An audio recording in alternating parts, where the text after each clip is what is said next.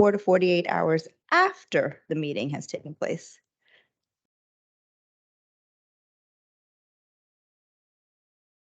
Audio of tonight's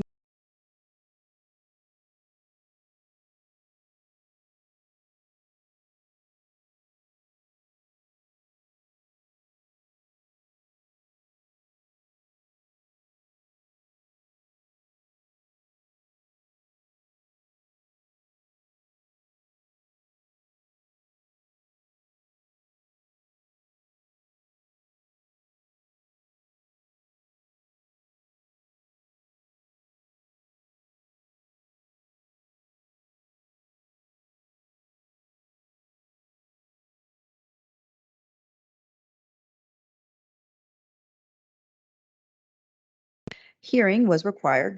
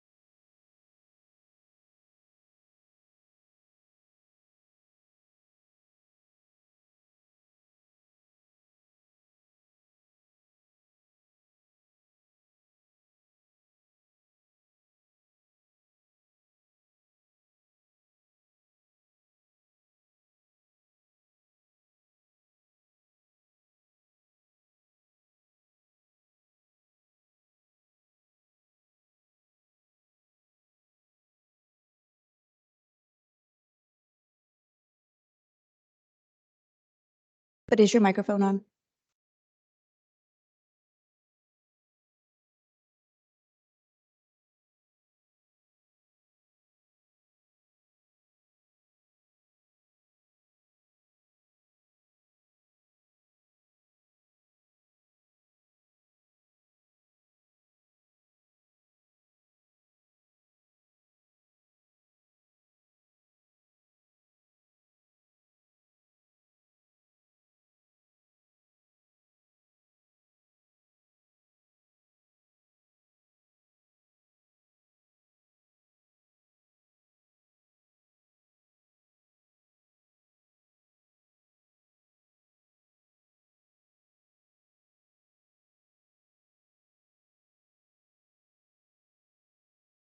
Okay.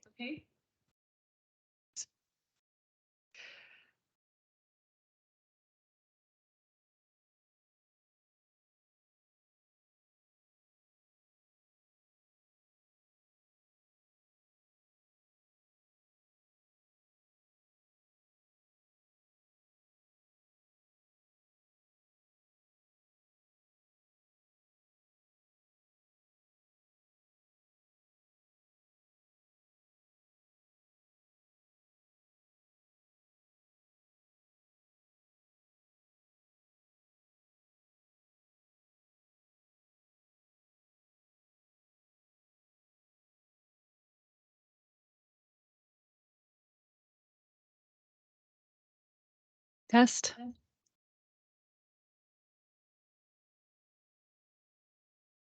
My name is Kelly Brown.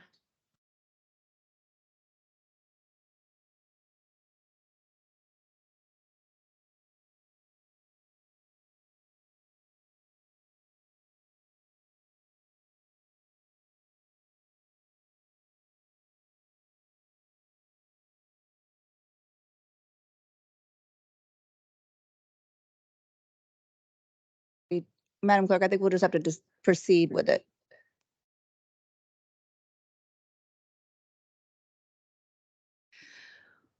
Okay. So hi, everyone. My name is Kelly Brown, and I am a planner in the comprehensive planning group. I'm joined virtually by Natasha Ahmed. I don't know if we can do this, guys. Why don't we just?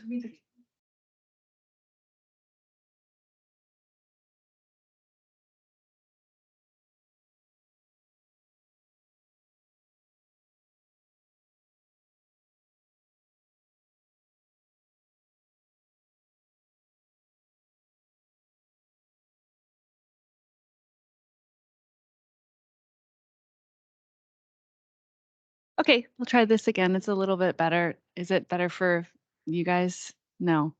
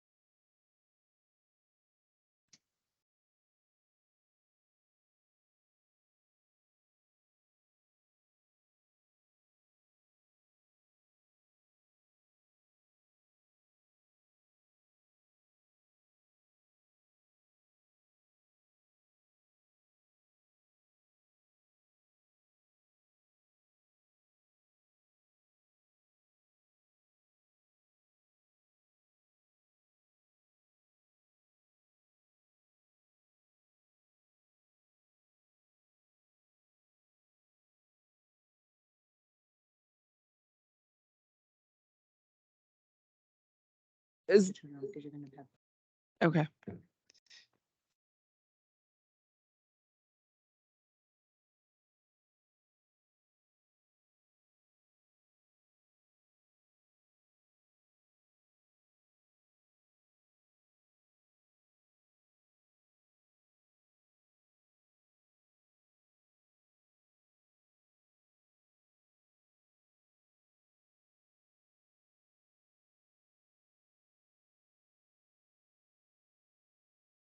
You want me to try now? Oh, man.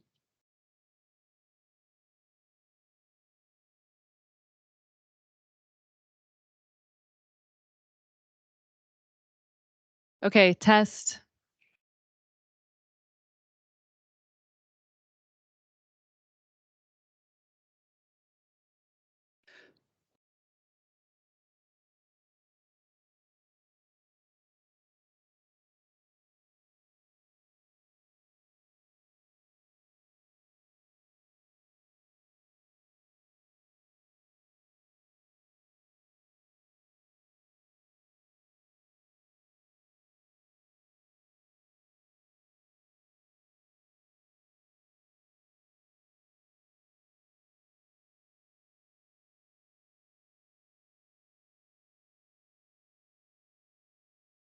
Okay, test. Oh, looks like we fixed the problem.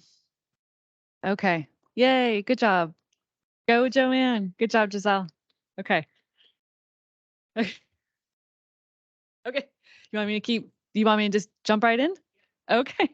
All right. So once again, I'm Kelly Brown. I'm with the Planning Division in the Comprehensive Planning Group, joined by my colleague Natasha Alfonso Ahmed virtually. And this item is for the General Land Use Plan Amendment 363-23-1 associated with the Cherrydale Revitalization District boundary. It is an amendment to remove several land parcels within the Cherrydale Revitalization District adjacent to areas where redevelopment has already occurred per the Cherrydale Revitalization Plan goals from 1994. This amendment was initially requested for advertisement in October 2023. Along with the adoption of the Langston Boulevard Area Plan and other GLUP, MTP, and zoning ordinance amendments. The county board authorized advertisement of the amendment in October, and the planning commission recommended approving the amendment at its November meeting. However, the specific GLUP map depicting the proposed amendments for the Cherrydale area was inadvertently omitted from the staff report. Therefore, at its November 11, 2023 hearing, the county board reauthorized advertisement of future public hearings by the Planning Commission and county board in December 2023 on this amendment. And consequently, the request tonight is for the Planning Commission to again recommend adoption of the resolution as shown in attachment 1 of the staff report to adopt the general land use plan amendment associated with the Cherrydale revitalization district boundary as shown on the map on the screen.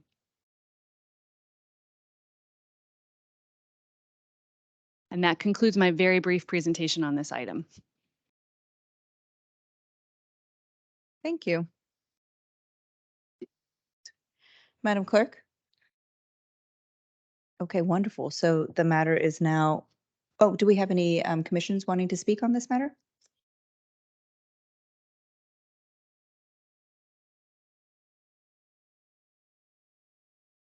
We do not. Okay, wonderful. So the Thank matter, yes?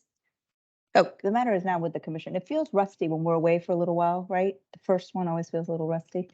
Commissioner, want to tell me anything that you want to report on? This is really just, as Ms. Brown said, this is really just a cleanup because of, it wasn't advertised.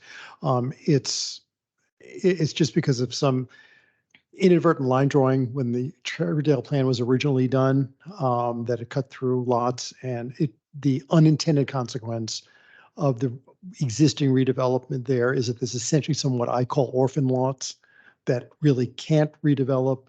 They would be outside of the EHO, even though they're single-family houses. The only thing they could ever really be is single-family houses, even though next door they could be EHO. So this is really correcting what is an inadvertent result of the combination of the Cherrydale area plan and Plan Langston Boulevard. Okay, wonderful. Do any commissioners want to be heard on this item? Fantastic. Are we ready for somebody to give me a motion? Is that Commissioner Lynn, tell me? No? Sure. Okay. Here you go.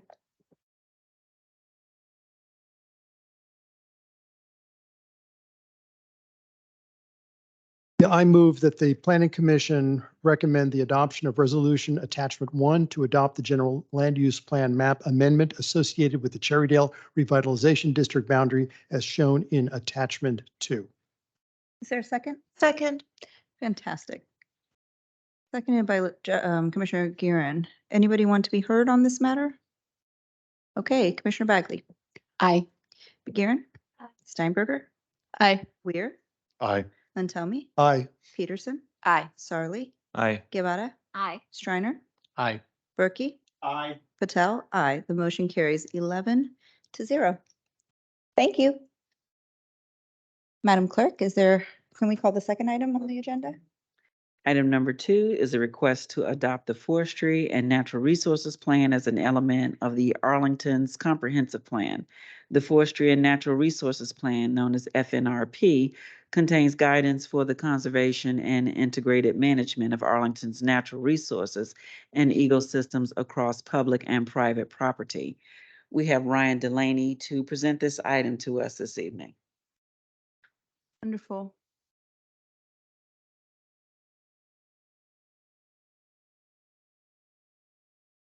Great to see you. Thank you. Pull up the slides and get started.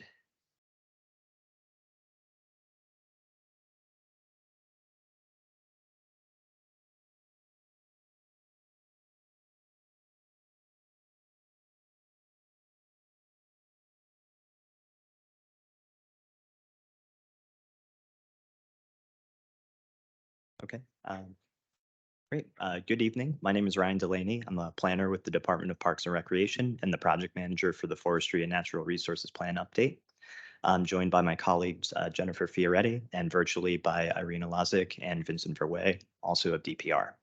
And this evening, I'll be presenting a short summary of the plan and process, as well as an overview of the changes that we've made since the RTA in October, as well as some high-level next steps should the plan be adopted by the county board later this month. So before we begin tonight, I'd like to take the opportunity to thank the Natural Resources Joint Advisory Group and its constituent commissions, especially those commissioners in attendance this evening, for their support throughout the process, and would also like to acknowledge and thank the community members who put their time and energy into the plan and helped get us to this point.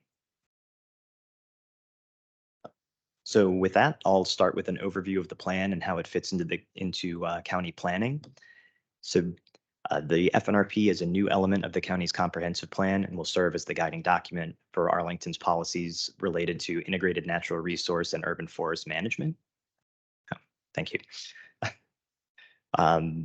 It updates and replaces the Urban Forest Master Plan and Natural Resources Management Plan, both of which were sub-elements of the Public Spaces Master Plan, dealing primarily with public property. So for the first time, from a planning perspective at least, we're looking at all of our natural resources as an interconnected system that covers not only public natural areas and parks, but the built environment and private property as well. In terms of timeline, we began our last public input opportunity in October with the request to advertise, and after a final round of feedback and edits to the document, we're ready to bring forward the revised plan to be considered for adoption, as indicated by the orange arrow here on our graphic. So looking back quickly, the process began in 2020 and has included an interdepartmental core team with members from multiple divisions of DPR, as well as our colleagues from DES, CPHD, AED, and APS, all supporting the development of the plan. As I mentioned, we've also been supported by the Natural Resources Joint Advisory Group, a county manager appointed committee consisting of representatives from the Forestry and Natural Resources Commission, Parks and Recreation Commission, and the Climate Change, Energy and Environment Commission, with whom we've met regularly. This process also included benchmarking research to learn more about our current practices and innovative programs and lessons learned from our peer jurisdictions, including Fairfax and Albemarle and Prince William counties in Virginia, Montgomery County in Maryland, in the cities of Seattle, Washington, and Richmond, Virginia, as well as a handful of other intermittent examples from the Public Spaces Master Plan benchmark communities and those suggested by our consultant team. So lastly, the plan has been shaped by 3 rounds of public engagement, starting before the first draft was written, that created opportunities for Arlingtonians to learn more about our environment and influence how we plan for its future. Just to recap that engagement briefly, our outreach methods across those 3 years included online comment forms, educational materials, bilingual pop-up events, virtual public meetings, and an in-person open house, as well as multiple commission and committee briefings. Overall, they generated over 5,000 comments that helped us shape the FNRP. And we've addressed a great many comments and made many significant changes to the draft over the course of this process. Some of the common comments and themes we've heard over the last few years include how the plan characterizes the county's tree canopy coverage and what was an appropriate goal for countywide canopy coverage, how equity is addressed in the plan, the importance of biophilic design for conservation purposes, how the plan will be implemented, and how intersecting programs such as deer management and volunteer efforts are addressed in the plan. So the feedback informed not just the content of the document, but our approach to developing it. And we're very grateful for the community's interest and involvement over the last 3 years. So I'd like to focus a bit on the approach for a moment before we turn to the content of the plan. And as I mentioned earlier, this is a combined update to the Urban Forest Master Plan and Natural Resources Management Plan. We've tried to go beyond just combining these into a single document and develop an integrated perspective on environmental planning that emphasizes equity, a community-wide approach based in education and volunteerism, and a focus on reconnecting nature to daily life in Arlington. And to that end, the FNRP really follows from the county's equity and biophilic cities resolutions and focuses on breaking down the artificial distinction between nature and the built environment, creating more space for natural elements alongside us through biophilic design, and ensuring that the benefits of these resources are equitably available regardless of people's backgrounds. So moving into the content of the plan, start with a short overview of its structure. This is review for all of you at this point, so I won't belabor it, but similar to other comprehensive plan elements, the FNRP includes an executive summary, a vision statement, and priority actions that summarize the plan, followed by the planning principles, narrative introduction, and planning context to provide background on how this document fits into the county's comprehensive plan. This is followed by our strategic directions, which is where the plan's policy recommendations live, and the implementation framework and appendices that illustrate how we will realize the vision laid out in the FNRP. I'll go a bit more in depth into these last elements over the next few slides. So starting with the plan's recommendations, this slide highlights our strategic directions. These are the sort of broad policy areas that define the plan's recommendations.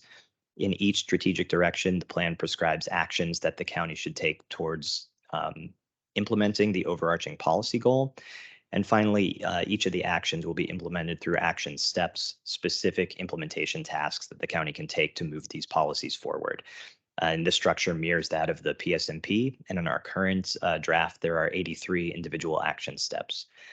The strategic directions are conservation, climate mitigation, adaptation and resilience, biodiversity, and operations.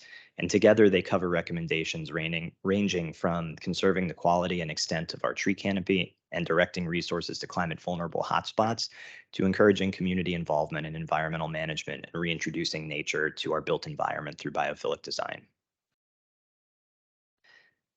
Out of all of these recommendations, the draft highlights 10 priority actions. These were selected really to emphasize the major changes that the FNRP recommends over current policy, highlight our equity recommendations, elevate actions that staff felt would be most impactful, and reflect what we learned about community priorities through our public engagement.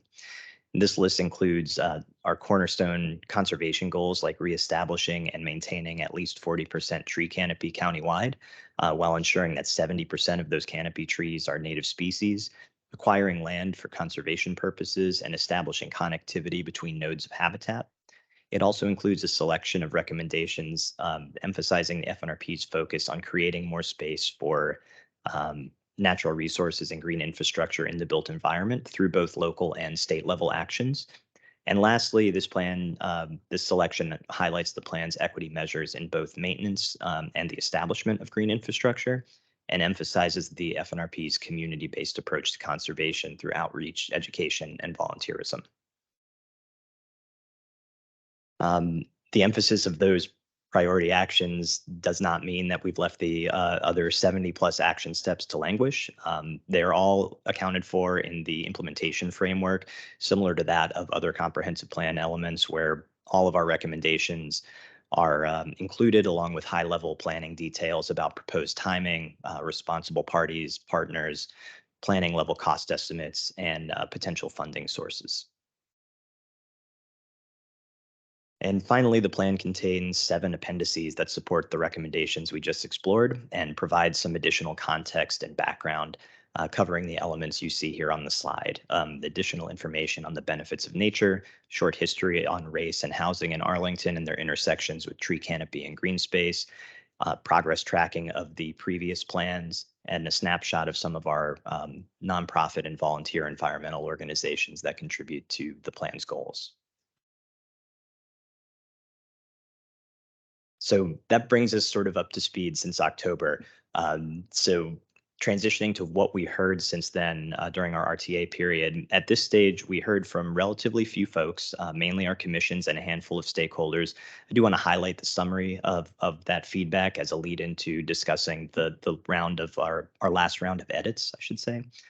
And the bullets on the slide show the high-level feedback we've heard since October, including support for the plan and its recommendations, an increased focus on implementation, funding, and progress reporting, and some continued suggestions regarding a more urgent tone for the executive summary. And overall, we believe we've worked through the major issues and are very grateful to our commenters, stakeholders, and commissioners who contributed to the development of the plan. And though the feedback was largely supportive and positive this time around, we did make a small handful of changes to the draft that I'll highlight now. The first of our 2 major text edits is in Strategic Direction 1, and it's only only indirectly related to the recent round of public feedback, but we wanted to note it.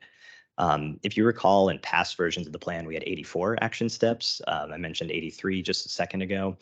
We had this one on the left of the slide, Action 1.2.6, to review and update Chapter 10, Article 2 of the Arlington County Code to allow and encourage naturalized areas using native plantings on private and public property. And I'm happy to report that we were able to remove this recommendation and replace it with the call out box on the right, highlighting the adoption of these changes to the code in September of this year as an early win for the FNRP's policy goals. We've also refined action step 4.1.4, which covers implementation progress and reporting in light of comments that we received regarding implementation tracking and C2E2's testimony on this at the RTA hearing in October. So we had previously expanded this recommendation, at least the top line of it, to report annually on implementation progress from a prior narrow focus on some tree canopy and related metrics. However, the supporting text lagged behind that headline and was still focused on some of our tree metrics and inventory goals rather than the whole scope of the FNRP's recommendations. So we've updated this text to make our commitment to reporting annually on implementation progress based on the successful model of PSMP reporting through the Public Spaces Master Plan Implementation Action Committee clear. Lastly, we had also received quite a few comments on photos, graphics, and layout of the plan since the preliminary draft was published back in June. So we took some time during the RTA period to review and enhance the visual elements of the plan, cleaning up some of our existing graphics, adding a handful of new photos that try to emphasize the intersections of nature and daily life or highlight elements of our ecosystem that we've referenced in the plan. We also took this time to resolve some layout issues and errors that had accumulated through the process that folks brought to our attention. So shown here are a handful of new photos in the document as examples. And this may seem like a small change, but it's worth noting, at least in our opinion, because we wanted to make the document as interesting and easy to read as possible so we can continue to use it as a sort of outreach and education tool moving forward after, hopefully, adoption. So as we move into implementation planning, I wanted to highlight two FNRP related processes that DPR is already working on that will help collect some baseline data and help advance the goals in the FNRP. The first is our deer management project. This intersects with two action steps in the plan most directly, 3.2.6, which recommends that we monitor and manage native species with the potential to harm ecological health and integrity, and 4.1.8, which recommends that the county conduct surveys on high impact organisms or emerging pests to inform our environmental management. But this work intersects with many of the conservation and biodiversity recommendations in the plan. So early next year, we'll be releasing the analysis of our initial public feedback, sharing some new educational materials and hosting virtual public meetings based on those that'll offer a Q&A opportunity for the public. And later in the year, we'll be sharing out recommendations for deer management strategies and opening another round of public engagement to get the community's feedback. We've recently updated the project page on this for folks who are interested in the details, but just wanted to highlight it here this evening as an intersection with implementation of the plan. Similarly, we'll begin our 2024 tree canopy study, which will fulfill some of our inventory recommendations in strategic direction 4 and provide us an updated baseline of data that will help inform everything from our tree canopy recommendations in strategic direction 1 to our equity and habitat goals in strategic direction 2 and 3. So we've already begun data collection, and early next year we'll be seeking bids for the analysis of that data and the development of a report to share out the findings. So we'll be able to use that new analysis to inform FNRP implementation and other projects moving forward. So even as we begin moving into our formal implementation planning, we're ready to hit the ground running with some exciting projects in the new year. And so in terms of those broader next steps on the FNRP and we're looking forward to bringing the plan back to the county board on December 16th to be considered for adoption. And beyond that, should the plan be adopted by the board, we'll begin implementation planning in the new year. One of the first details we'll be working on is the logistics of commission oversight and reporting. We'll be meeting with the chair of the NRJAG and representation from its constituent commissions in the new year to discuss and finalize the details. And similarly, we'll be working both internally to DPR and with other county departments to develop a work plan based on the priority actions and intersecting action steps and reaching back to the back out to the community as appropriate. So we're excited to move forward into these next steps should we continue through to adoption. And yeah, that brings my presentation to a close, and would just like to conclude by highlighting the recommendation here to adopt the Forestry and Natural Resources Plan. Thank you for your time. Thank you, Madam Clerk. This evening, we have 4 representatives of a few committees of the Forestry and Natural Resources Commission. We first have from the Park and Recreation Commission, Sarah Bariluk, and she will be followed by C2E2 Representative David Evans.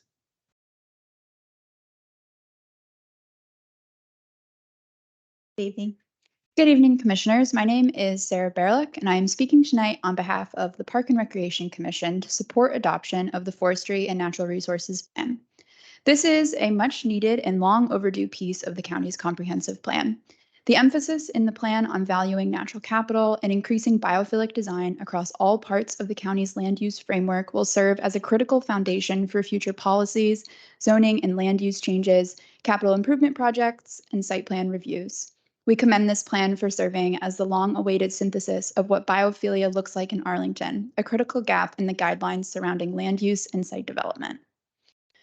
This plan's adoption will necessitate greater consideration for forestry and natural resources priorities in the county's approach to planning and land use. As noted by this commission and others in our letters on the plan adoption, we encourage the Planning Commission, County Board, and County Manager to build on the success of this milestone by prioritizing the plan's strategic actions. A primary element of the implementation will include prioritization of biophilic design principles in all developments, both public and private, weaving these principles across the entire breadth of the county's approach to land use and urban design. Another key element will be increasing open space acquisitions, a challenge that the county has faced for several years and will not overcome until this activity is viewed as the critical priority that it is. In summary, the new Forestry and Natural Resources Plan is a critical piece of Arlington's future as a resilient, sustainable, and enjoyable place to live. We strongly support adoption of this plan. Thank you. Thank you. Our next speaker is David Evans. He'll be followed by Forestry and Natural Resources Commission member Phil Klingenhofer. Good evening. My name is David Evans, and I'm here for the Climate Change, Energy, and Environment Commission. C2E2 strongly supports adopting the Forestry and Natural Resources Plan. Simple as that.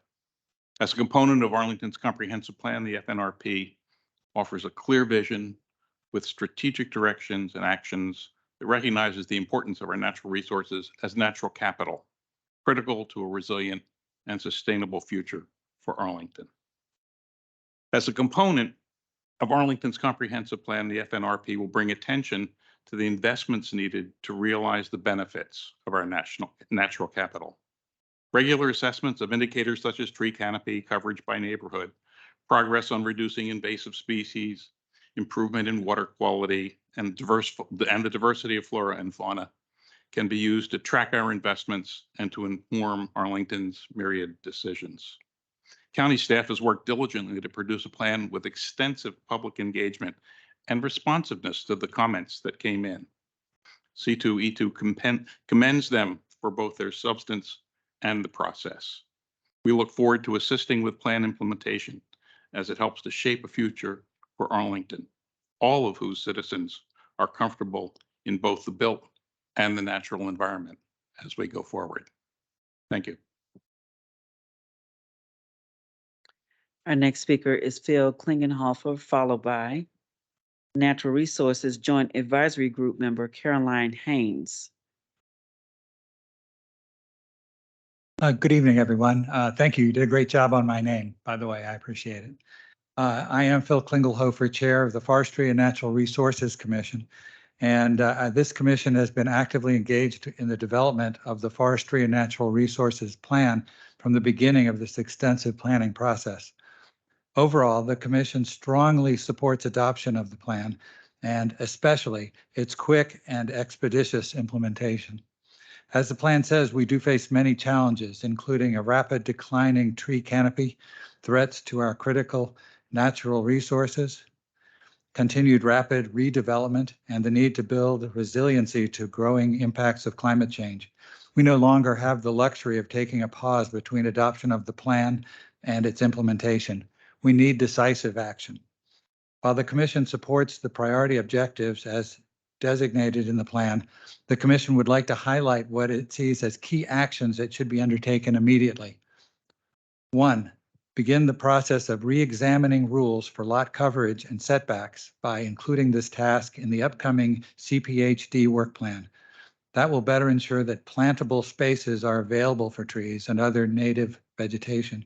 Continuing to allow overbuilt lots with little or no capacity for preserving or planting canopy trees, whether for single or multiple families, is a serious problem that needs to be corrected. 2, revise the site plan process to ensure that public space, biophilic design, native plants, and other green infrastructure elements are integrated into the planning process from the very beginning. 3, move forward on a reasonable deer management plan so that we may begin to regenerate our tree canopy and natural areas for all of our native flora and fauna. 4, complete the tree canopy study as quickly as possible to rigorously quantify tree canopy trends and to provide a clearer framework for designing and implementing strategies to maximize tree canopy and other native vegetation. That's especially important for our historically underserved neighborhoods. And lastly, redouble efforts to lobby for and pass state legislation that would expand the policy tools available to local jurisdictions to promote conservation and management of their natural resources. The commissioners are enthusiastic in support of the Forestry and Natural Resources Plan. The goals are attainable if we can turn this plan into meaningful action and fully integrate it as the 12th element in Arlington's comprehensive plan, with the necessary resources supporting its implementation. I thank you for allowing me to share our ideas. Thank you. And Mrs. Haynes is our last speaker for the evening on this subject. Great, thank you. As chair of the Natural Resources Joint Advisory Group, we've had an opportunity over the past really 5 years in going over these issues. So it's really great to be at this stage, and I appreciate this opportunity to share a few of our views. And first of all, I support all the comments of all the other commissioners and their statements. This plan is crucial, comprehensive, and it was very collaborative. The pressures on our long-term sustainability and resiliency of our natural resources are very real and very urgent. Ensuring equal access for everyone in our community to enjoy the myriad benefits from our natural capital requires the integrated action steps included in this plan. The over 80 policy recommendations were developed and improved by extensive public engagement process. I want to especially thank my fellow ENERGAG members who stuck with this through the long haul here, Phil Klingelhofer and David Howell with the FNRC, Shruti Kupa, Jill Barker, and Sarah Baraluk. From PRC, and Joan McIntyre and David Evans, who you just heard from C2E2. And obviously the staff core team that was just awesome to work with and incredibly productive process. And I want to especially thank Ryan Delaney, who has provided the professional and study guidance throughout and put up with a whole lot of our questions and inquiries along the way. Often at this stage of a planning process, I think there's a sense of burnout, exhaustion, a sense of let's just get this thing done. This process is different. The urgency and magnitude of the issues we face have created an energy and enthusiasm for adopting this plan. And I think Ryan used the same words of hitting the ground running. And we really do hope that we will be able to do that with this plan. Lastly, on a personal note, I just want to thank Commissioner Guerin for her many years of dedicated service, both with me on the Park and Rec Commission and also for her 8 years on the Planning Commission. She's been a tremendous resource for us throughout this plan and many others. Her wisdom and willingness to become fully immersed in the wide range of issues before us has really been invaluable. And we are exceedingly grateful for her public service to Arlington, and it will be sorely missed on the Planning Commission. But thank you for this opportunity to speak in support of the adoption of the Forestry and Natural Resource Plan. Thank you. Okay, so the matter is with the commission now. Does anybody want to be heard on this item? Commissioner Peterson? Yes, I had 2 very quick questions, and then I've saved all the other ones for email. So You're welcome, everyone. First, I wanted to say thank you so much for all of this hard work. It sounds like it has been a massive undertaking by both staff and the community, and I am so grateful that you all are doing this important work. I know you all did a lot of work with other departments to make sure there's a lot of connectedness between different departments, since what the community energy plan and DES is doing and what we're doing and planning, it all comes together. And so thank you for making sure everything is connected. I did have a question that came up actually at our River House walking tour the other day. And during that presentation, somebody referred to not just native species, but adapted species.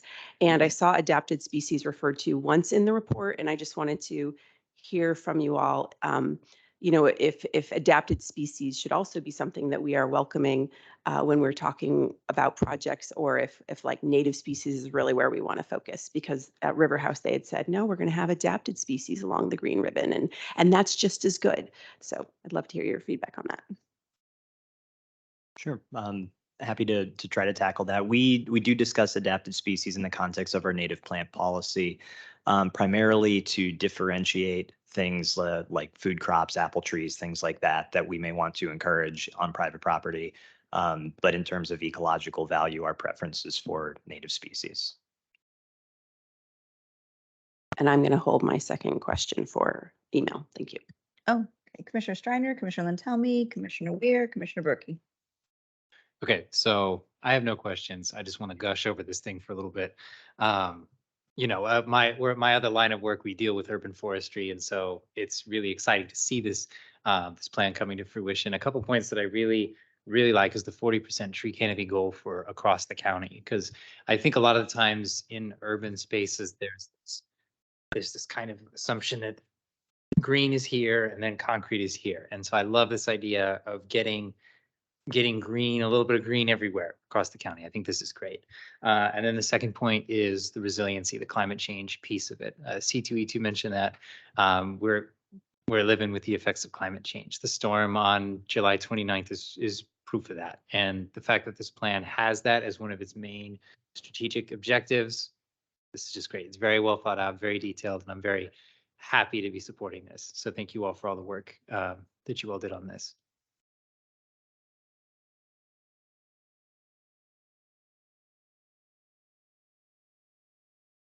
First, thank you. This is a great plan.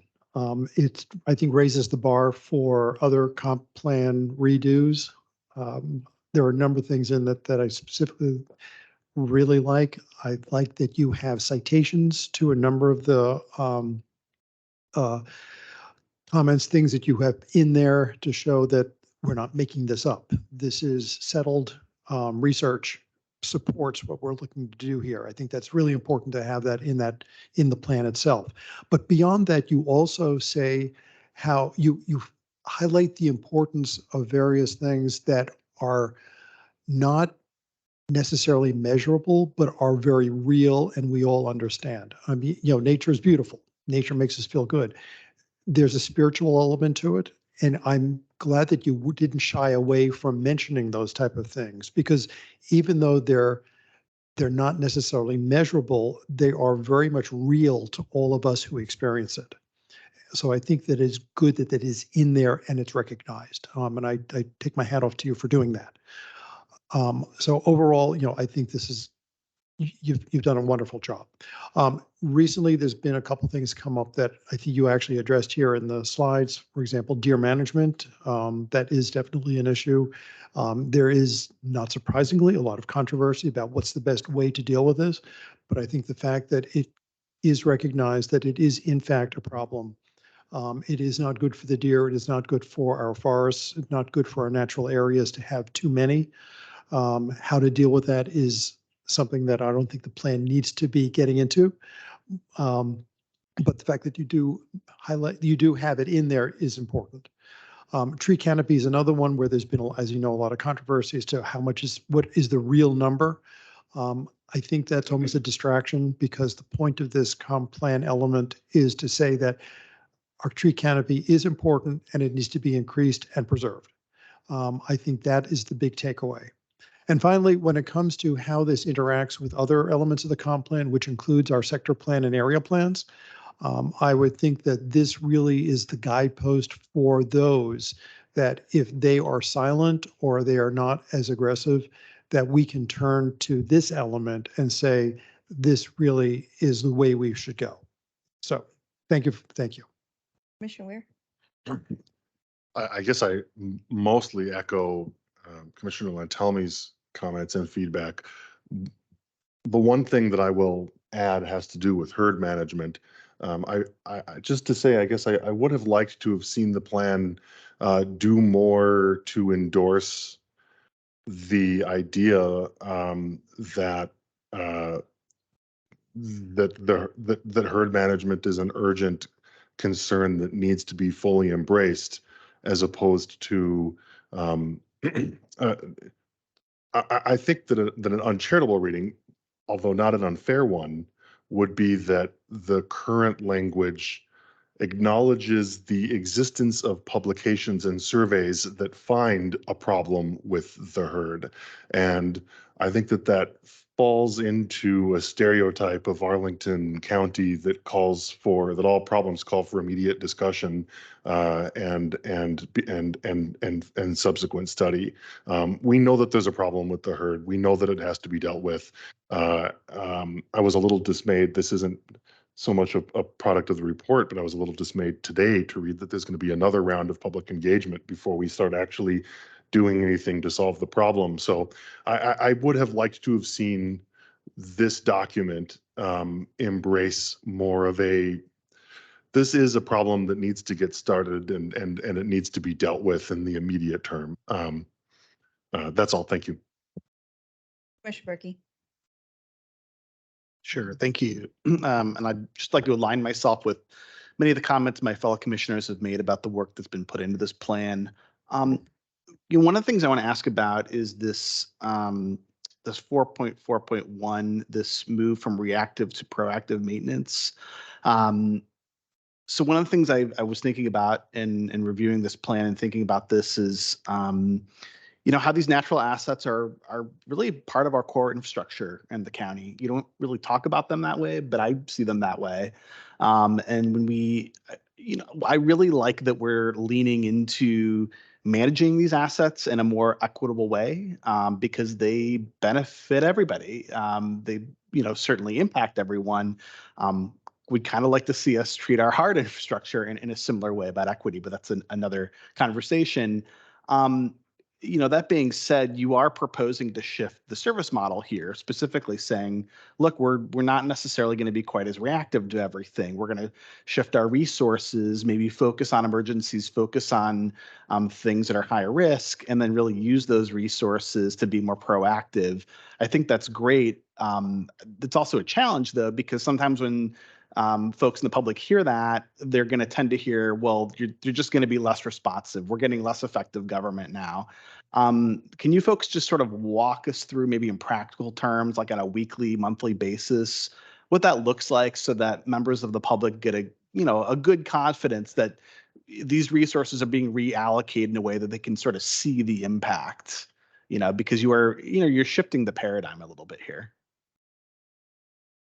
Yeah, I'm happy to start at least.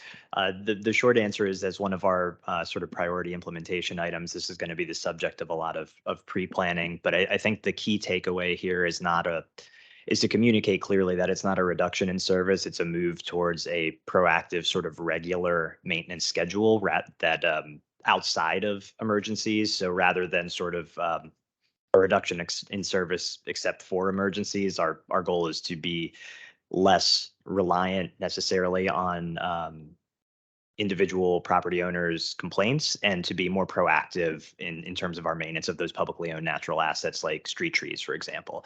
The goal here is the equity piece that you alluded to. This is essentially an equity measure. We know that certain neighborhoods, certain folks don't have the access to or the time to or the ability to navigate all of the switchboards and websites and things that you would need to, call one of our urban foresters in for a non-emergency maintenance activity, for example. So our goal here is to mainly level that playing field. However, we do acknowledge that it'll be I think a communications challenge to bring the community along with that vision. And one of the key things there is to ensure that there's no noticeable sort of disruption in service in terms of maintenance of the public natural assets in neighborhoods, for example, that are traditionally adept at picking up the phone and calling our urban forestry department, for example. So in terms of a weekly or monthly schedule, I don't think we're there yet. But that is essentially the model, is to move to that more regular maintenance model rather than the reactive call for service model. So. Yeah, I mean, if I could just provide some thoughts, it's an implementation challenge, and if there's a way that as you get into this that you all can find ways to brag, we're very, there are a lot of folks in Arlington who are very savvy, very interested, very involved, and so I think that can at least help maybe alleviate some concerns folks may have. Right? It's like, and you've got a lot of it in the plan here, things you're already thinking about. So if there are ways you all can brag about your accomplishments on a regular basis, I think that'd be really helpful. Thanks. Commissioner Sarley and then Commissioner Guerin. Thank you, Madam Chair. I'm following up with Commissioner Peterson's comment about adaptive plants versus native plants. And I'm not sure if you saw, and I don't know how applicable it is, to be honest. I'm a little bit outside of my expertise, but the FDA just released a new map of plant hardiness. So I'm just a little curious, and perhaps this is a discussion we can sort of have ongoing. I don't know that we'd have an answer tonight, but the definition of native plants is ultimately changing a little bit as the zone keeps moving north or we keep moving south. So, how much of that do we need to sort of plan for and start to sort of incorporate in our thinking as we move forward?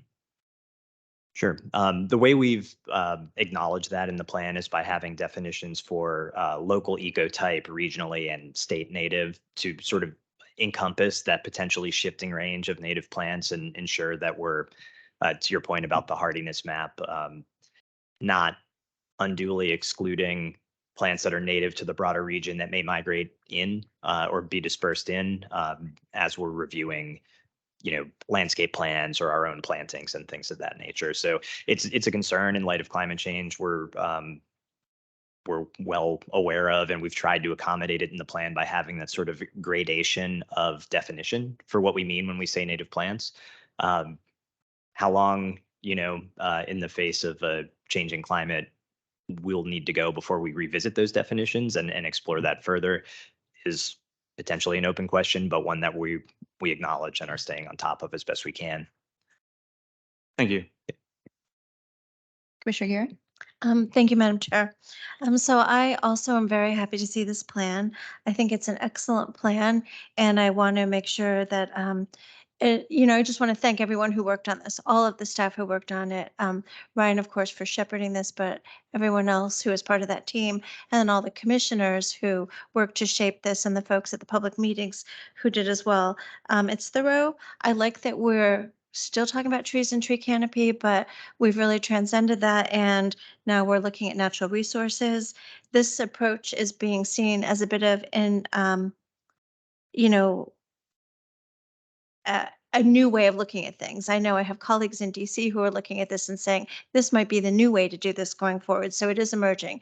And with that, I want to second Commissioner Berkey's comments. Yeah, definitely brag about this, write this up, let people know how it's working, because we do such a good job with our plans, and we can afford to do this. And if we can, and we can show other people how to do it, that's a great service. It was very responsive to comments, the plan, and that's always something we look at as well, where there's very robust public engagement, and it's got a lot of horizontal consistency with the other plans. And we've been seeing this a lot lately. We've been asking about this. We saw this with historic and cultural resources. I love that these plans reference each other, because one of the things I've seen in the last few years is sometimes we'll see policies in one document that are at odds with policies in another, and that puts us all in a really uncomfortable place. How do we prioritize that? I'm also really excited because this new situating of this plan puts forestry and natural resources as de facto, representatives at SPRCs and so on, just like C2E2 and Park and Rec, because you are the keepers of that part of the comprehensive plan. And this is really great news for my colleagues here on Planning Commission, because we will be welcoming all of that advice coming forward. SPRCs, LRPCs, ZOCO, how does the decisions that we're being asked to weigh in on, what are you seeing from what you're hearing with the people that you interact with about forestry and natural resources? Definitely want to call out Commissioner Weir's comments about the herd management. Yes, that has been an ongoing discussion. It was really great to hear your comments out loud in this public meeting. Yeah, that's it. Thank you. Commissioner Sandberger. Thank you. I've appreciated hearing from the commissions before us, from the county and from my fellow commissioners tonight. Just two things I wanted to kind of highlight briefly that I was pleased to see represented in the report before us tonight, with regards to the running theme throughout the report, in terms of the emphasis on equity, and that natural preservation and what we do with our natural resources is really a priority and needs to be something that we see in all neighborhoods of Arlington. And I think that really goes back to something that this commission has highlighted more and more, which is the equity lens that we're taking to any of the matters before us. So I was really pleased to see that. And I also really enjoyed the emphasis on kind of the opportunity to work between our natural elements and public art, because I think that's really interesting intersection that we haven't maybe necessarily put as much emphasis on before. And I think there's a really interesting opportunity for that. I think the elements and the 4 Mile Run with the kind of the water culverts and kind of, I think that's really creative. And I love that that got some emphasis in the report. So I'd like to see sort of more opportunities for creative ideas like that, not just in this report where it was very successfully done, but maybe in some of the other reports that the county is taking on as we update some of our other elements of the comprehensive plan. So thank you. Okay, any other comment? Commissioner Guevara.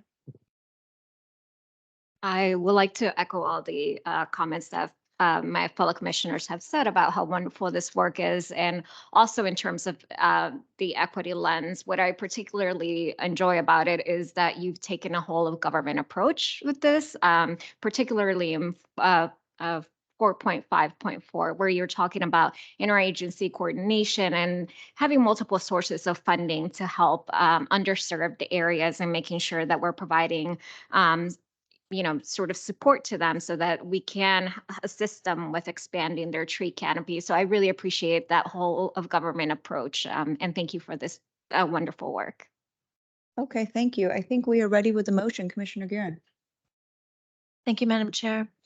I move the Planning Commission recommend the County Board adopt the attached resolution, Attachment 1, to adopt the Forestry and Natural Resources Plan, Attachment 2, as an element of Arlington's comprehensive plan.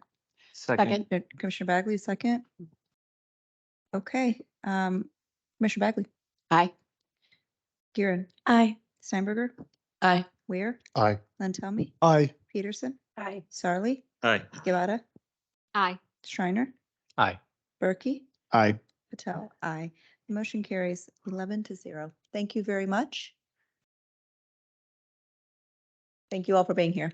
Madam Clerk, may we call the third item? Our last item is a request to authorize advertisement, an RTA, of public hearings to consider an update to the sanitary sewer collection system plan, which is also an element of the county's comprehensive plan by the Planning Commission and County Board. There are some revisions to the dates that are listed on the agenda, so I will not quote those dates, but John will give you the updated version. Thank you. All right. Well, thank you all for having me come speak to you about the sanitary sewer plan. My name is John Lawler. I'm the Chief Support Engineer at Water Sewer Streets. We're kind of the backbone of the county, where we maintain all the storm sewer mains, the sanitary sewer mains, the drinking water mains, as well as 1,058 lane miles of street and 443 miles of sidewalk. So tonight, I'm here to talk to you all about the sanitary sewer collection system plan update. So I'll start by explaining what the difference between a sanitary sewer and a storm sewer is. So in Arlington County, we have two types of gravity sewers. There's storm sewers, which collect all the rainfall and outfall into like, streams or waterways like the Potomac River or 4 Mile Run. And a sanitary sewer collects all the water used within your household, and it goes out a small pipe called a house lateral, which is privately owned by the homeowners. And then it goes to our sanitary sewer mains that are typically in the street, but sometimes they go through backyards or side yards, things like that. So the similarity between storm and sanitary is they both flow by gravity. Gravity is great because it's free. There's no energy cost of pumping it. To maintain facilities with pump stations, and it's just one less thing that can fail in a big emergency. So the sanitary sewers all flow down to the water control treatment plant down on South Glebe Road in South Arlington. A couple other key differences. Sanitary sewers are typically much smaller than storm sewers. So our minimum storm sewer size is a 15-inch diameter, whereas our minimum sanitary sewer size is an 8-inch diameter. So it's actually not double the size. It's a 15-inch sewer can carry about 4.8 times what an 8-inch sewer can carry, just based on like simple like geometry and stuff. The other difference is that sanitary sewers are typically much deeper in the street because they're designed to serve people's basements. And so that makes them much more complex to work on, because you typically have to go use trench boxes when you dig on them, and you're going much deeper. I have to excavate bigger holes, and it's also very caustic, corrosive substances in there with gases and things like that. So it's just a tough work environment when you're repairing sanitary sewers. I'll go to the next slide. So now I'll just give you an overview of our updated sanitary sewer system plan, present an overview of our current capital programs and operating and maintenance programs, highlight some of the 2023 plan update, and then summarize our action plan recommendations. The picture on the right is our crews doing flushing a sewer main down in Shirlington. So we're one of the 11 elements of the comprehensive plan. I realize it'll soon to be 12 after the natural resources one. So we were one of the original 5 elements established by the county board in 1960. And so it's kind of just the overall goal. So right now we're updating our 2002 plan. So it's been quite a while since we last updated, but really the key takeaway when you update these long range plans is that you're trying to forecast future growth and development based on the other comprehensive plan elements and ensure you have adequate capacity to reliably serve those needs. So these are our goals and objectives in our plan. So it's just overall to describe the system, document our ongoing capital and maintenance programs, identify where we need improvements. I'll talk a little bit later about groundwater inflow and infiltration, then finally recommend the action plan. So now I'll just kind of introduce how the sanitary sewer system in Arlington works. So the map on the right, all the blue lines, those are all our sanitary sewer mains. We've got about 459 miles of those. The area hatched in cyan, that all drains up to DC. That goes to Blue Plains treatment plant that's located near National Harbor, but all that flow crosses the Chain Bridge up north.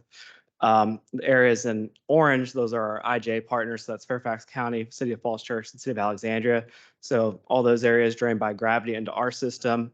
And then, basically all the flow, south of the cyan area, it all just drains south all the way to the southeast corner of the county where that pink dot is. That's our water treatment control plant.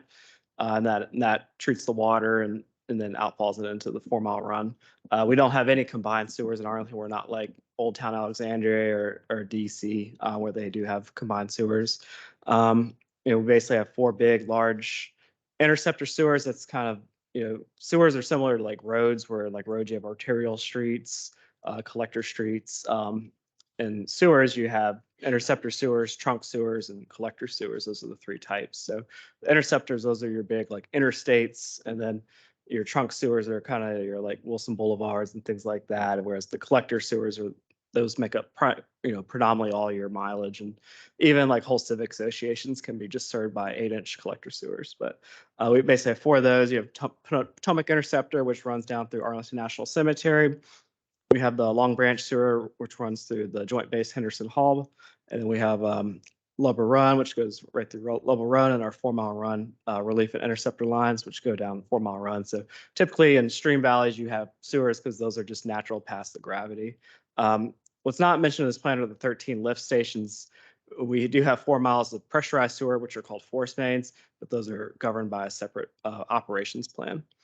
And then personnel-wise, we maintain the system with 4 flushing crews, 3 CCTV crews, and 2 sewer construction crews.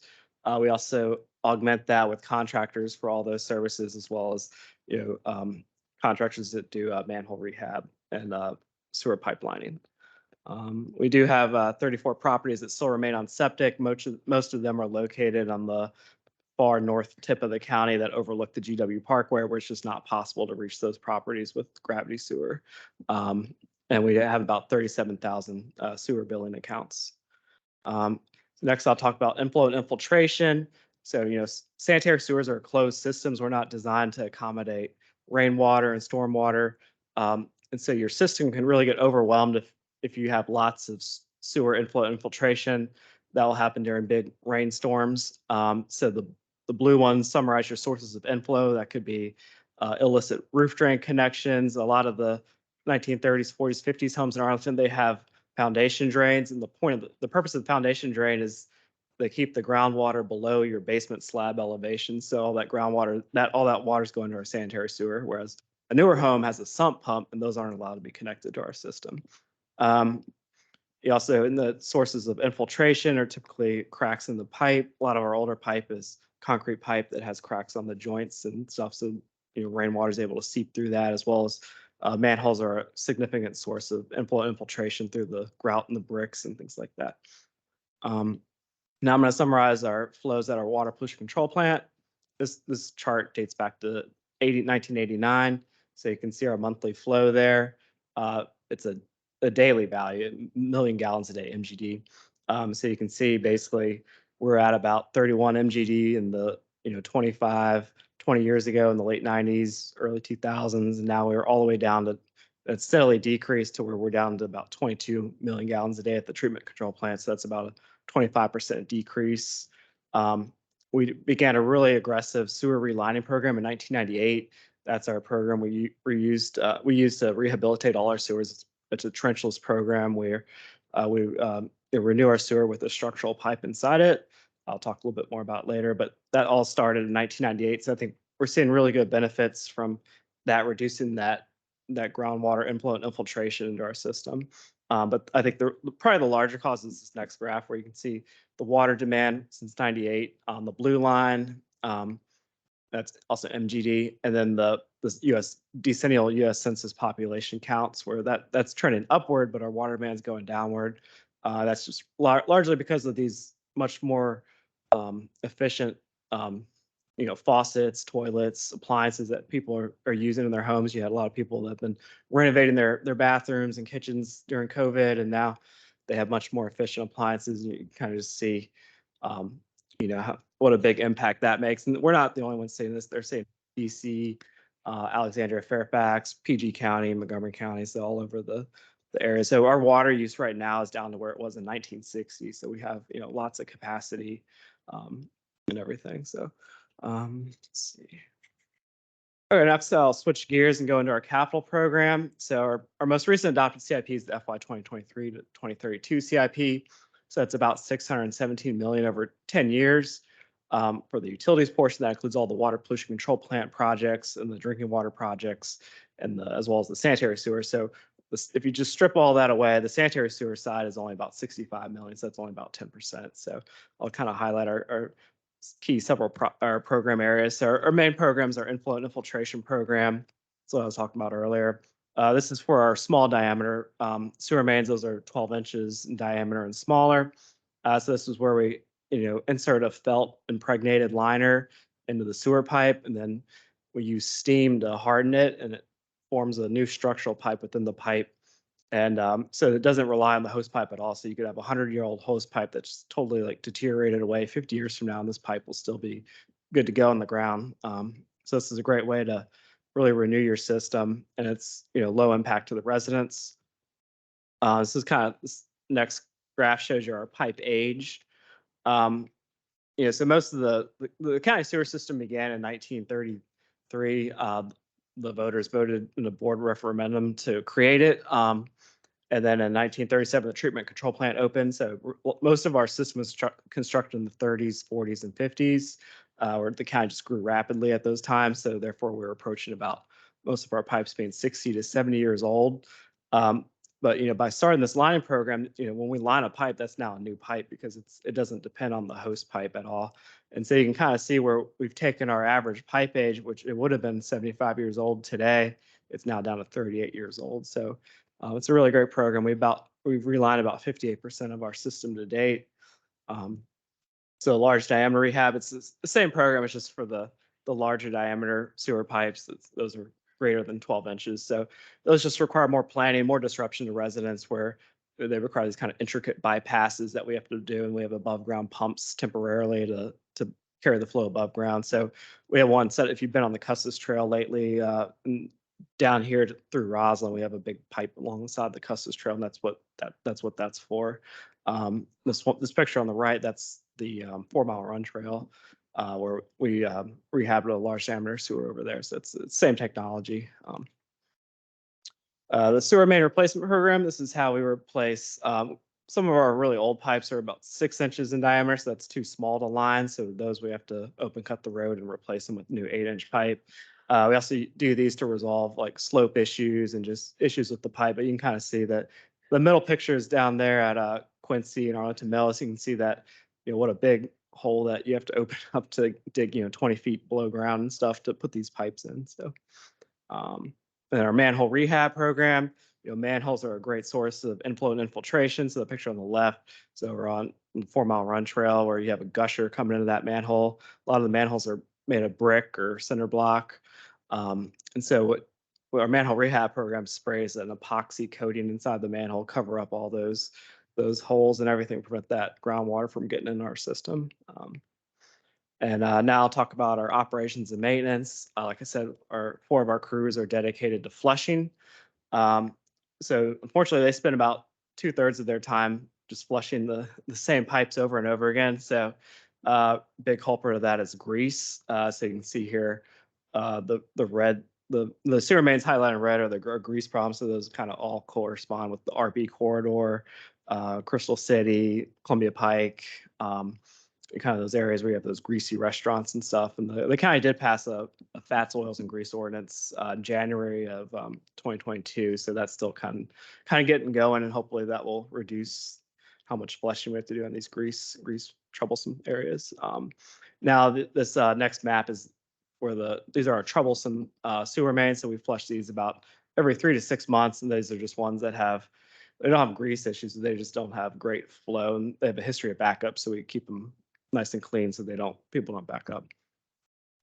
So like I said, we're coming up because we flush, all the troublesome and grease areas so often that we've only flushed. Our goal is to flush, all of our 12-inch diameter and smaller pipes once every 5 years, but we're only flushing about 34% of our system that meets those characteristics. So we would need about 330,000 extra in funding to get to about 100%.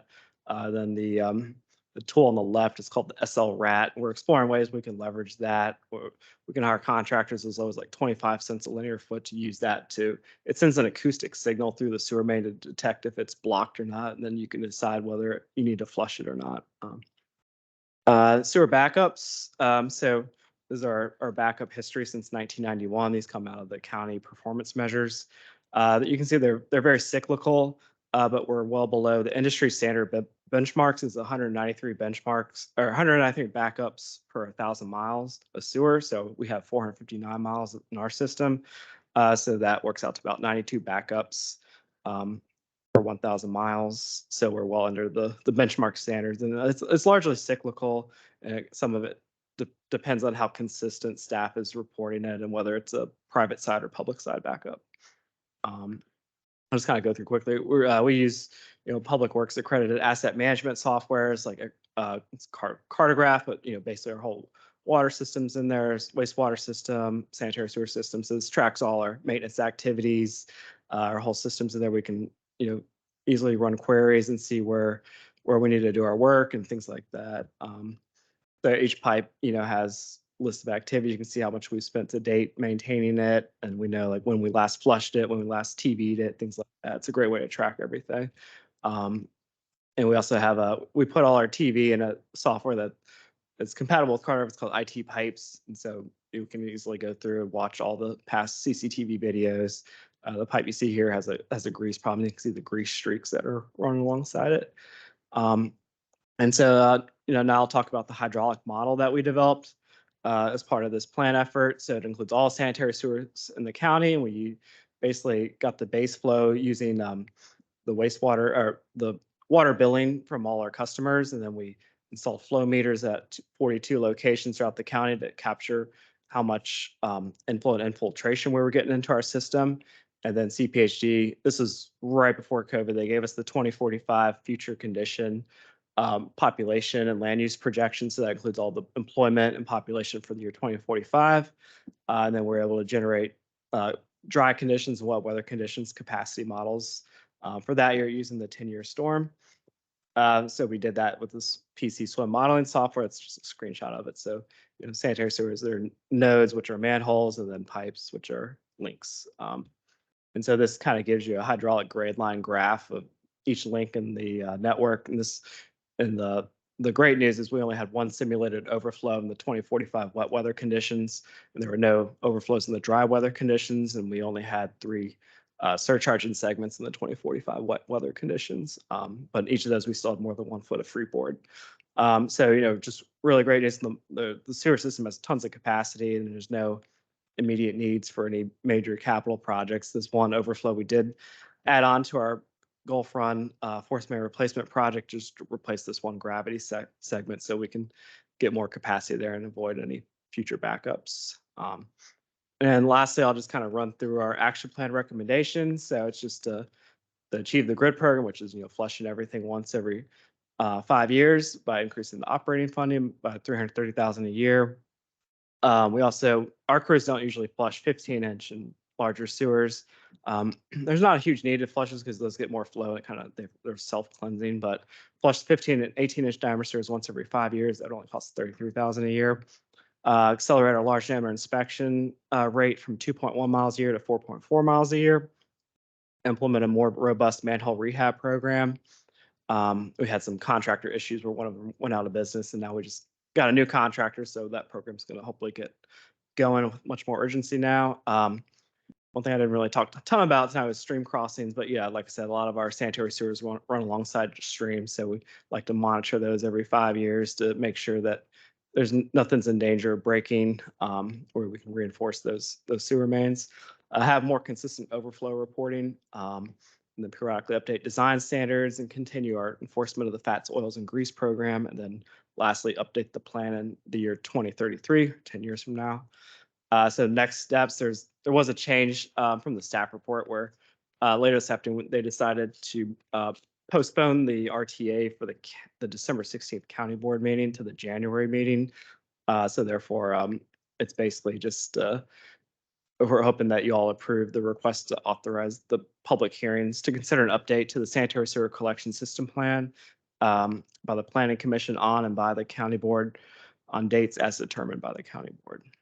Since the January and February dates haven't been officially approved yet. So, and then if you want to provide questions or comments, you can just Google Arlington County Sanitary Sewer Plan, and there's a link to the plan. And you can just email me any comments or questions. That's it. Thank you so much. Madam Clerk? No speakers. Thank you. Commissioner Weir? Yeah, thank you so much for this presentation. I have 3, well, I have more questions than 3, but I have 3 that I'm going to ask you. First off, can you show me go back to in your presentation, the graph for demand versus population growth? Yeah. Am I seeing anything here other than a story about growth in population density, or are there other factors that are influencing this that I'm not thinking of? This is primarily just more efficient drain fixture units, which are faucets, toilets, shower heads, washing machines, dishwashers. things like that. Okay, that's great. Thank you. Then let me ask you to go back even a few more slides to the intrusion, the various methods of intrusion. It was a single family home. Thank you. Yeah. On the laterals, the biggest, the most common form of significant lot disturbance, land disturbance that I think this is fair to assume is a redevelopment project, a whole lot redevelopment project. Does that usually result in a replacement of the lateral, or does the lateral usually kept in place? Most of the new builds, they would have a note that says you can reuse the lateral if it's deemed to be in good. Okay. That requires the DES or the CPHD inspector will basically look at a video of the lateral and make that determination. If not, they do have to, at least go from where it's damaged out to the street. That's pretty costly to do that. But we don't mind them reusing it if it's in good condition, just because sometimes they don't get that connection quite right, and the old ones are pretty good. So question 2.5 is when there is when you have, are there ways to fix or deal with root intrusion that don't result in the tree having to be removed or at risk of being killed? Yeah, I didn't cover it a ton, but we do have a root control program where we basically apply a root inhibiting foam to a lot of these sewer mains where we have trees really close to them. And what happens is those tree roots will find those like cracks in the main. Their roots, they look like angel hair when you look at them on the camera and stuff. They'll go in there and just suck all those nutrients and water out of it. But yeah, so the root, we basically use a chainsaw nozzle, cut those roots that are inside the pipe, and then apply this foam once every 5 years. And it deters them from entering and stuff. So. And that's typically not destructive to the tree. I don't think it's not a large enough cut. Like the roots don't look like a big root. They're just these little, it's kind of hard to explain. They look like angel hair, like you just stuffed a bunch of angel hair spaghetti through like a hole. Thanks. I'm mindful of the item that we had just heard. Right. Yeah. And then as far as the impact of the restaurants, the FOG program, fats, something in grease, oils, of course. You had the term enforcement there. Do we have a program that encourages a more carrot side program to encourage restaurants to keep greases out of the sewers? Like, do we have a green bin service that's cheaper per pound or per ton, I guess, for a restaurant than what it would cost them to just spray the oils and grease into the sink, but instead to scrape it into something that gets collected? Yeah, they're supposed to have grease traps, and those are supposed to be pumped out every so often. Let me interject. I'm sorry. Yes, I'm aware of. I'm not really talking about the grease traps so much as they're supposed to have grease traps. They're supposed to take it out back to the grease trap catchment. But a lot of the fats and oils and grease that go down will get processed by the incinerator that's attached to the Hobart, right? Yeah. There is a whole lot of fats and oils and grease that are just left on the plate and collected and bussed and then sprayed into the sink, right? And that all goes straight into the sanitary sewer. So I guess I'm talking more about stuff that's not being scraped into the trash, as opposed to the runoff from the stoves. Okay. Yeah, there's not really, I'm not aware of any incentives. It's primarily just enforcement where we can issue fines if they're not compliant. The problem is there's only like one FTE assigned to the whole program. And so there's just not enough people to do the inspections. It's not run out of my group. It's run out of the pollution control plant. So I think it just probably needs more staff. And all right. Thank you very much. Commissioner Lantelmi? Yeah, thank you. This was heard at LRPC a while ago and it was well received. There weren't a heck of a lot of questions as I recall, but it was generally very well received. So, thank you.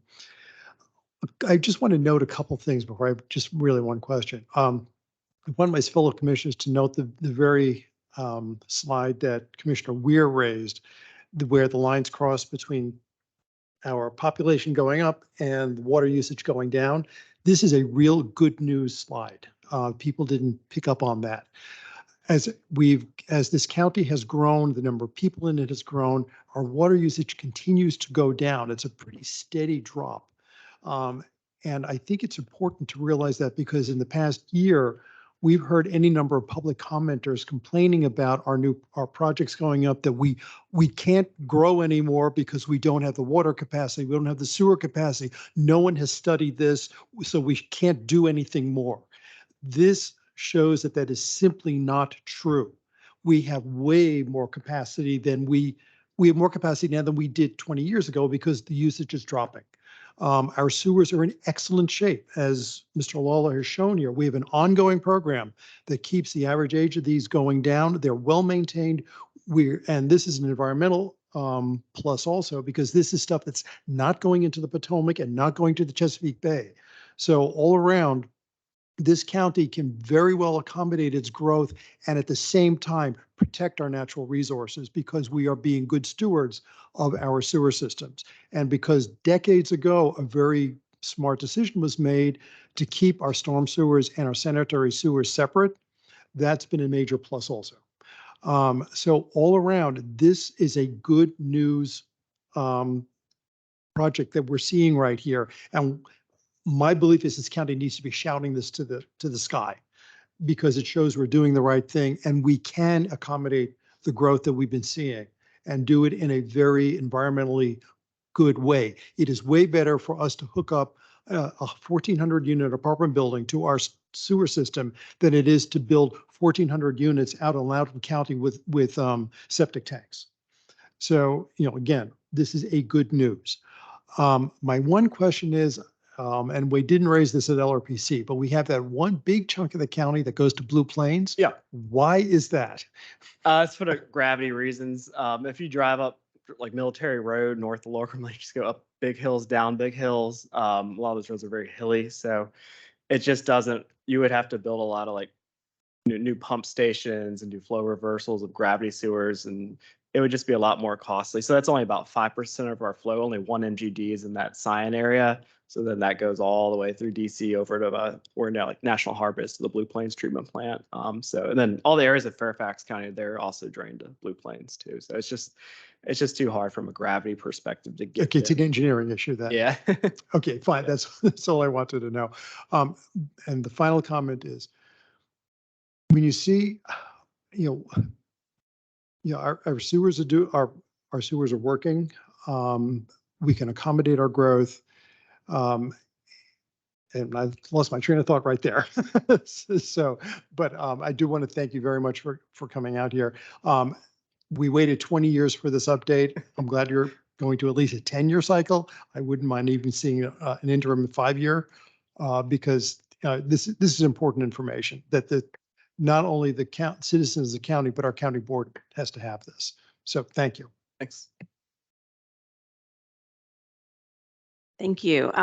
I wanted to kind of dive a little deeper into Commissioner Lantelmi's point about meeting the capacity, and just that when you say we're meeting the capacity for the 2045 plan, that is based on the capacity predicted by the Council of Governments, where all of this additional development we're doing is in service to trying to reach that level of housing. So all of these projects that we're doing that you're saying we have capacity for, all the sector plan updates, added density, that is the capacity that we are aiming for, and we're going to have plenty of it.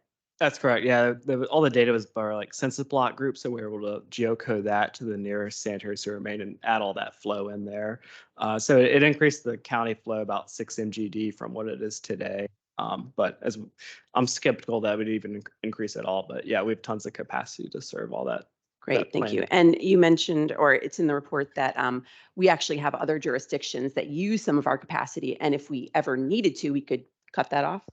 No, no. I mean, they want to buy even more capacity because like some of this area includes Bailey's Crossroads, you know, that Skyline area. So those are also really rapidly developing, a lot of density planned in those areas. So they're interested in buying more capacity and paying us Okay. more money. So Okay, but we could say no to them buying more if we needed to. yeah. Okay. Yes.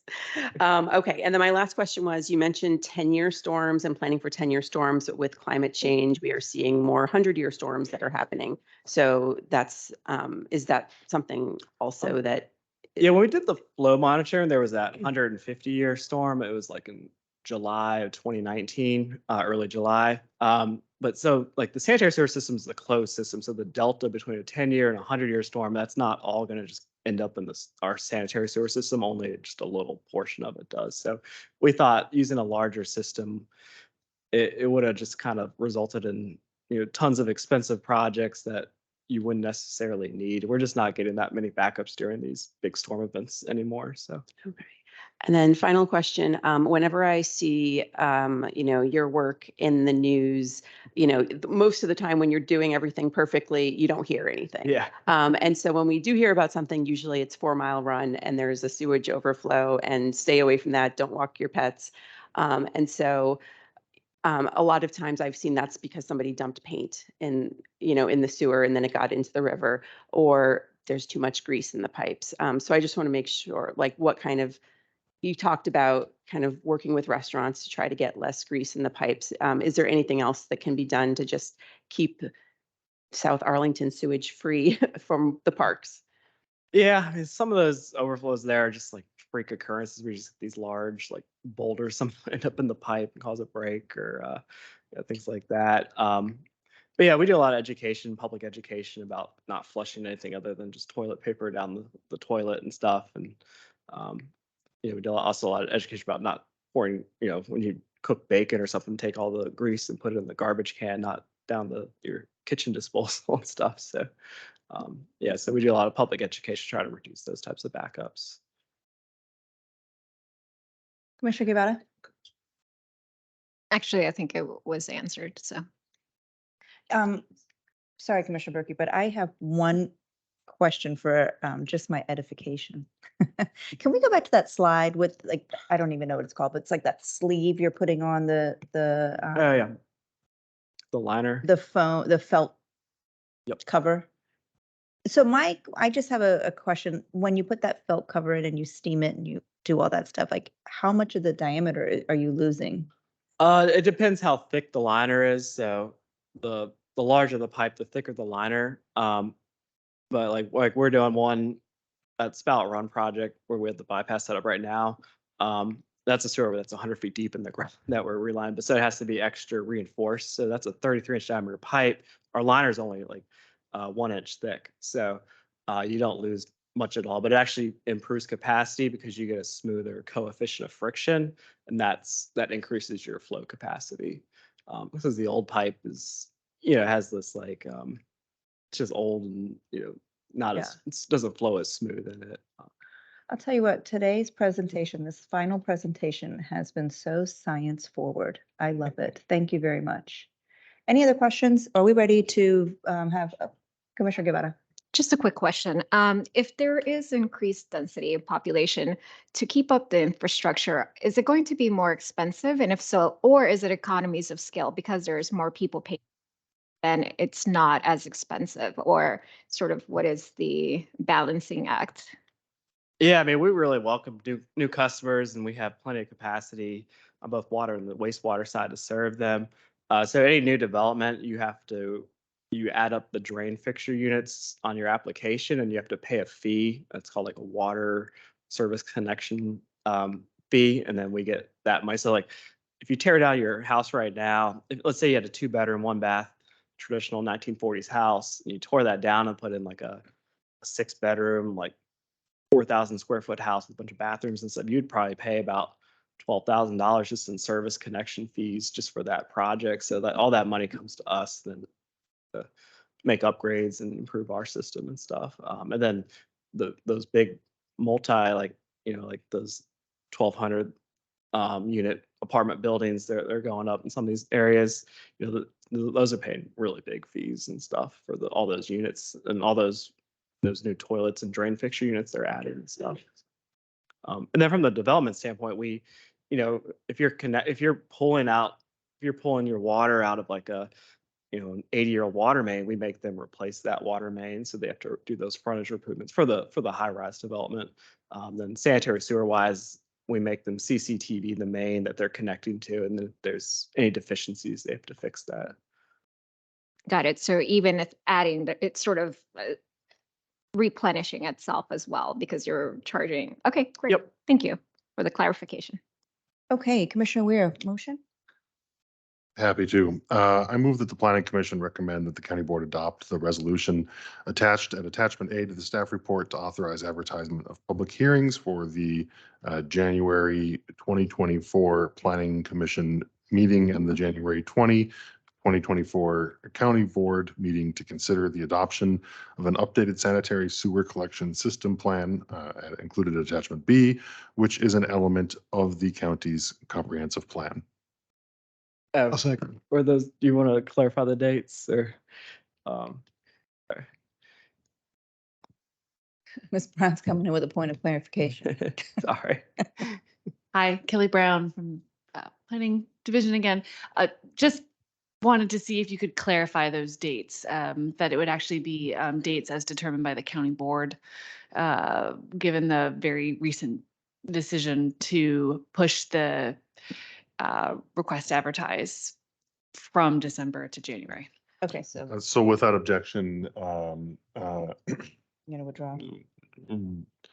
yeah, let me withdraw and then just with Get an unanimous consent to withdraw because I seconded it. And consent. Okay, consent to withdraw. Well, it didn't get seconded, it so was Yeah, not I did. seconded, so you can just withdraw. I seconded it. oh, You did? Well, I didn't recognize you as a second. without objection, seek to withdraw. Without objection. It's true. You didn't. I did not recognize. It. Yeah. It's not a Tell me. valid second. I move that the planning commission recommend that the county board adopt the resolution attached to the attachment A to the staff report to authorize advertisement of public hearings at dates to be determined to consider the adoption of an updated sanitary sewer collection system plan at attachment B, which is an element of the county's comprehensive plan. Commissioner Lantz, are you seconding it? Second. Okay, wonderful. All right. Motion by Commissioner Weir, seconded by Commissioner Lantelmi. I think we've already discussed everything. So Commissioner Bagley. Aye. Commissioner Gearon. Aye. Steinberger. Aye. Weir. Aye. Lantelmi. Aye. Peterson. Aye. Sarli. Aye. Guevara. Aye. Shriner. Aye. Berkey. Aye.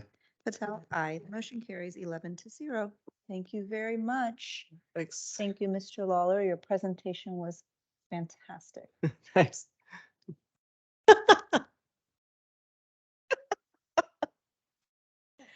Ms. Rana, thanks.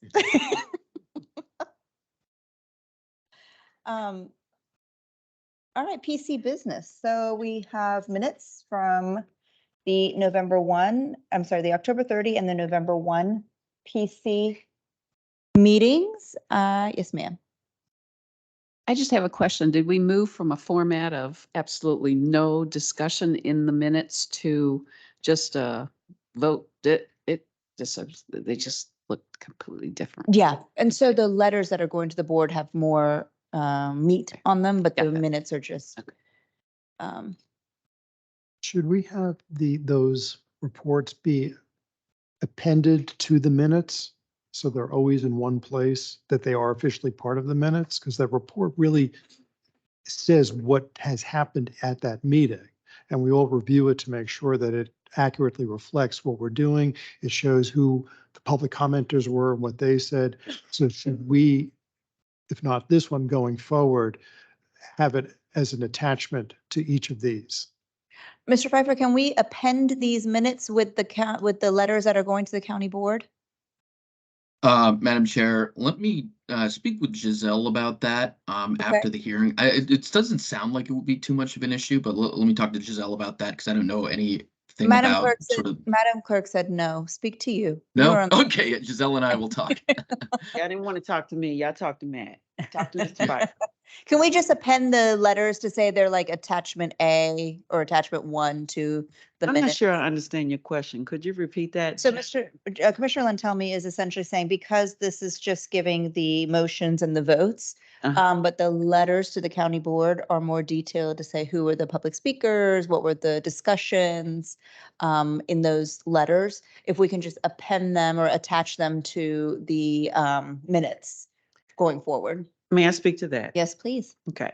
So the letters, as we all know, the motions in the letters are what makes up the meeting minutes, first and foremost. Okay. Secondly, the PC letters are on the webpage. We don't want to be too repetitive with information. So we've gone from this to this. We've kind of, streamlined things. So the PC letters that has all of the information that Commissioner Lantelmi just mentioned is posted on the website with each report under each meeting each night. So with that being said, if that is satisfactory, we'll continue to do it that way.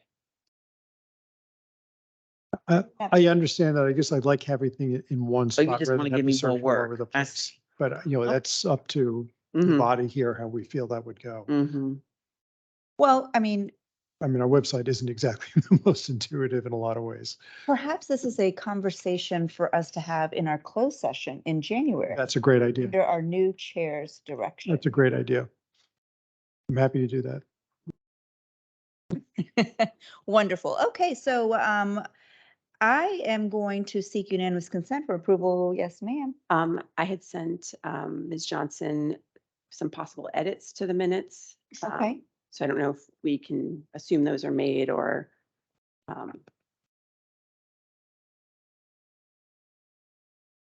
They can be made.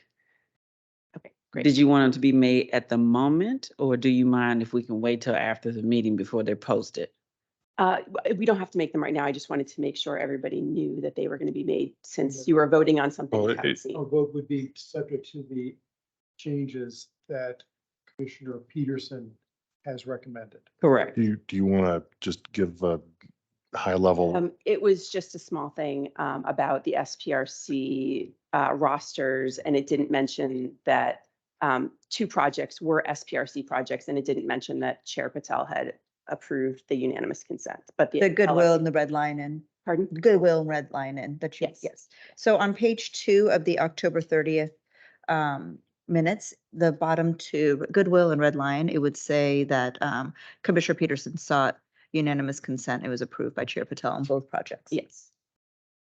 Okay, so I seek unanimous consent for approval of the October 30 minutes, subject to the amendment. I have to abstain. Do we not have? You don't have to say anything. Okay, great. Seeking unanimous consent for approval of the October 30 minutes, subject to Commissioner Peterson's amendment to clarify the goodwill and red line in projects. Is there any objection? Okay, those minutes are approved, and I seek unanimous consent for approval of the November 1, 2023 minutes of the Planning Commission. There are no edits to that one, so as it is provided, as it has been provided to you. Any objection? All right, wonderful. So those minutes are approved as well. Any staff reports, Mr. Pfeiffer? We do not have anything to report on this month. Wonderful, wonderful, wonderful. Any reports of our committees? Sure, I sent around earlier today. The PC report, we really only have one that's currently scheduled. That's, of course, as I mentioned, next Tuesday for the site plan W in Crystal City. You're all aware of that. Other than that, while we have a number of potential special club studies that are in the pipeline, none are scheduled yet for this month or next month. But I'm assuming they will be. We'll let you know. Okay, SPRC, anything? Nothing other outside of the email I sent earlier with upcoming projects. Thank you, Commissioner Guevara, for co-chairing. Thank you. Zoko? Nothing on the radar. Fantastic. PFRC? Anybody else? Transportation? Madam Oh. Chair, I spoke too soon that we didn't have any staff reports. We do have a staff report, and I can't believe it slipped my mind.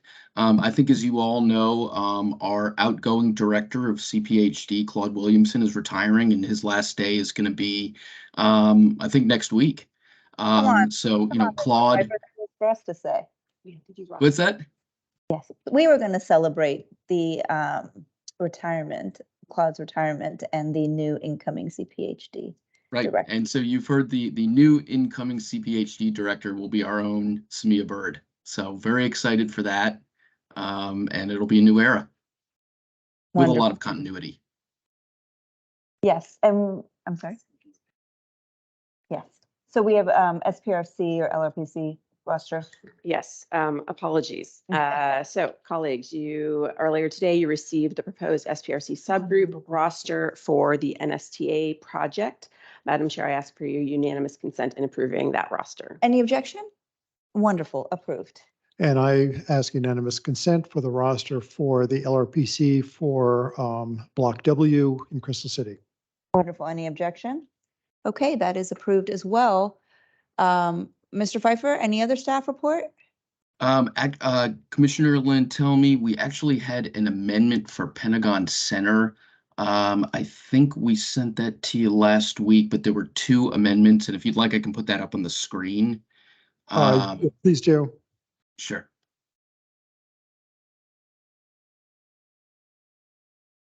So this is just an amendment to clarify an alternate for the Arlington Ridge Civic Association, and then a primary rep for the Southampton condos.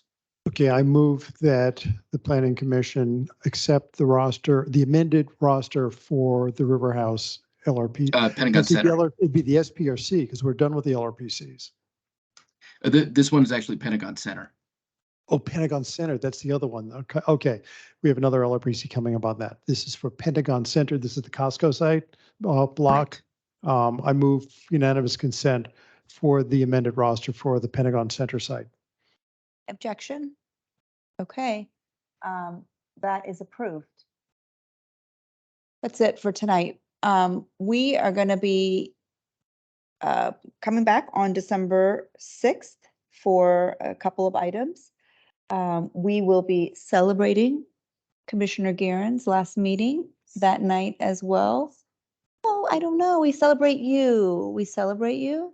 We'll be crying for Commissioner Guerin. We're not celebrating it. We're honoring it and Something on mourning it. December 6th for Commissioner Guerin. And her 8 years of service. yes, exactly. Thank you everyone for a wonderful Planning Commission hearing. We are in recess. Thank you.